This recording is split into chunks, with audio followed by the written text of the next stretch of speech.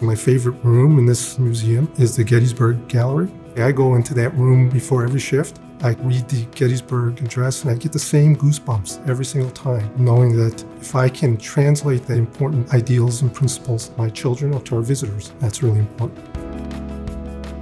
About 40% of our volunteers do not live in the Springfield area. We have people coming from Northern Illinois, Southern Illinois, from St. Louis. We have one volunteer that comes twice a year from North Carolina just to serve.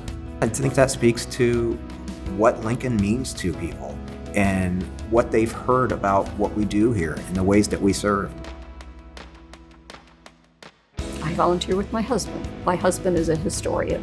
I am a special ed teacher. It's just wonderful. It makes history come alive, which is the whole purpose of what we do.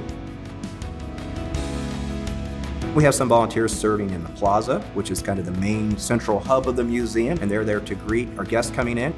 Some of them enjoy greeting buses. We have a lot of school groups and tour groups that come in every single day.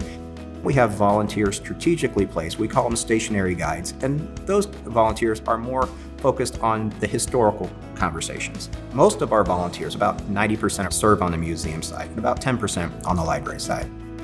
Really, if it wasn't for our volunteer team, we couldn't do what we do every day. I had no idea what was going on here.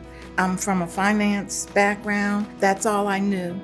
And when I came here, I was fascinated with not just Lincoln and his family, but the volunteers here, how intrigued they were. They made it sound so exciting. So I'm like, well, maybe I should do this.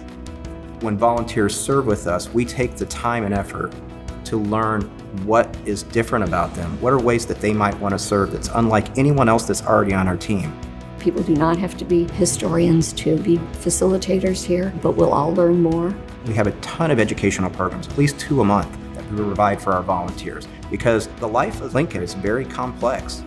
Another part of the fun of being a volunteer here is people you meet, not just the visitors, but your colleagues. We care about each other, about your health, your well-being, and we even socialize, believe it or not, outside of the museum, just because we grew in a bond.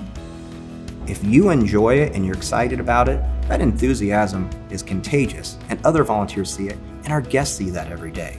You must come and see it for yourself. And when you come to see it, you will feel it. You will truly feel it, and you'll know if you want to be a part of it.